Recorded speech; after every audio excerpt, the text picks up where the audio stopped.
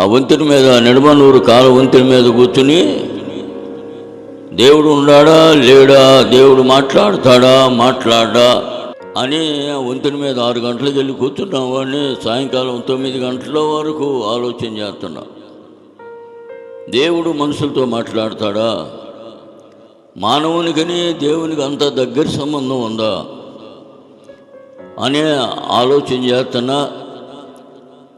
కానీ ఒక మనసు నన్ను ఏదెత్తుంది, ఎవరొస్తాడు, ఈ రాత్రి చనిపోతే ఎక్కడికి వెళ్తావు, పాతాళానికి వెళ్ళిపోతావు అని ఒక మనసు ఏది ఇచ్చింది నన్ను. కానీ రెండో మనసు మళ్ళీ నన్ను బాధిస్తుంది, ఇవన్నీ ఎట్లా మర్చిపోతావు నువ్వు ప్రార్థనకి వెళ్తే అని రెండో మనసు ఏది ఇచ్చింది నన్ను. ఈ రెండు